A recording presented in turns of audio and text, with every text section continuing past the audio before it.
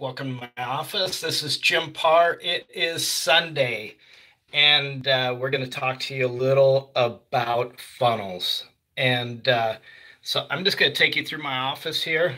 This is my home office, and I'm just going to give you a little Sunday teaching and preaching about your business.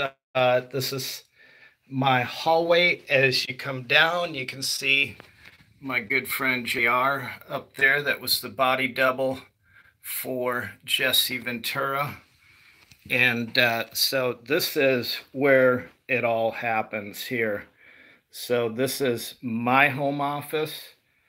And sorry about the jerking a little bit on the camera, but I just want to give you a perspective of what goes on here. And so I'm going to mount the camera here, and we're going to get you flipped around, and I'm going to talk to you a little bit about the funnel system. So just give me a little bit of time here to get this camera adjusted. So everybody's been asking me what a funnel is. Well, this is a funnel, and it's no different in the lead system than it is for what you would use it for a car. So you start and use it in a car situation for oil. So you pour the oil in, it's got a big pour spout, and you're bringing it down to a narrow system, okay? So it gets down to a narrow spot, it goes into the vehicle, and so this is a funnel right here, but there's a system to this. So what is a funnel? How can you use it in your business? So we look at a funnel up here. So you might have 1,000 leads that come into your business, but the idea of these leads is to create them and convert them into customers. So if you have a lead generation form on your website, you bring them in and you might have 1,000 leads. 100 of those might turn into prospects.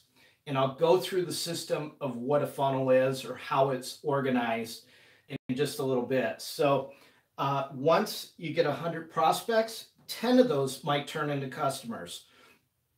So in a funnel, we look at a 10% conversion is decent. That's a decent amount. So again, we get the leads in, we turn them into prospects, we contact them, and then we bring them into customers. We look at this as digital touch points. How do you get them from this spot right here, the prospects and customers, into a generating customer? So we go through it, we call these digital touch points. And the reason we call them digital because it's done through the internet. Everything is prospecting through the internet. And that's the reason why they're called digital touch points. So we create awareness by creating a opt-in form, a free ebook, a free white page, whatever it might be, a business card. Like if you were networking and you do a business card, you hand somebody a business card, that's your initial awareness. They're made aware of who you are. So there's a lot of different things in awareness. So there's word of mouth, there's TV, there's public relations, there's online ads, an email reaching out to a customer would be a digital touch point. Eventually, you want to bring those customers into a variety of different systems here. So you could start pushing social ads to them. You could show them reviews. You could push blog content to them, media content. You could even do direct mail, which is not really a digital touch point, but direct email is a digital touch point. Be in their face constantly. So eventually they may make a purchase here. So these would be those 10 customers that we were speaking to about here. So once we get them to this point, to a purchase point, then it's all about retention. You want to keep that customer around. So you want them to repurchase product, business, services, whatever it might be. So you do that through blogs, promotions, newsletters, events, live events. Invite your best customers to these events. And so these are the digital touch points. I can't go into a lot of detail about this, but obviously it starts with awareness. So they know that who you are, and then it goes into get in their face again and again and again until they make this purchase. And then we want to keep these customers. And then advocacy. That's the customer that's out there shouting out your name and saying, use Jim Paar, use whoever it is, Joey Boyd, use Kevin Johnston. This is where things start to happen. So eventually they're going to end up in this lead system and get down to those 10 customers. So obviously you want to push, push, push. How many phone calls do you want to make? A lot of phone calls. But this is basically a product sales funnel. So again, it starts out with a bribe. This is the awareness standpoint right here. So you're going to offer them something free. You're going to do a video script to bring them in. And then you're going to have a sales page. You remember the white classified ads in a magazine, in a newspaper? If you're older, you would remember this. It's no different, but it's online now. So you can put a lot more into it. You can adjust that sales page. You can target a great group. And there's different ones. You can do a long sales letter. You can do a short one. You can do a PowerPoint with a video sales letter, which we call a VSL. Eventually, you want to get them into ordering this product right here.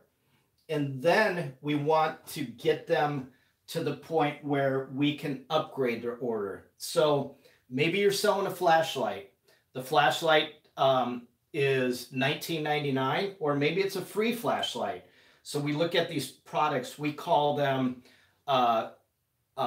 free product, pay for shipping. So they're basically a funnel where we give a product for free, they pay for the shipping, but ultimately you want to get them to upgrade. So you want them to get 2 flashlights or a flashlight in a case. So obviously the revenues go up here, and then you get the confirmation page. So they're really a short deal. They opt in, that's your awareness. Here's your sale, or when we went back to here, here's your purchase. They're considering in the area right here, they're considering as they're reading through the sales letter, okay? Then they get into the purchase, and then we could call this really retention in a way, because we want to upgrade their order. So they're trusting you, and then they make their purchase. So that is the basics of a sales funnel. So these are the foundations of a sales funnel. We drive ads to a, so you've got your Facebook, Google ads, display ads going out through your social media, and then you send it to a squeeze page. You have your power content. So that's getting them in into that sales page. We want to convert it into a sale, and then we can go on from there. So what we say is about 10% of those people are going to convert. Remember those digital touch points. It's so important. Social media, reviews, blogs, media. Get them to purchase on your website. Follow up with emails for 30 days. Separate the people that purchased from the people that didn't purchase. And then get retention and get them to be your advocate. Hey, I bought this flashlight. It's super cool, and I want you to check it out too. So I'm going to come over here and just see if we got any questions, and we don't right now. And so that is your digital touch points. So I'm Jim Paar.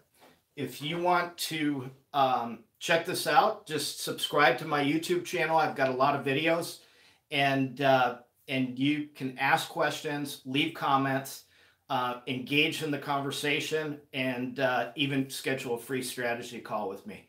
Thanks a lot and have a good day.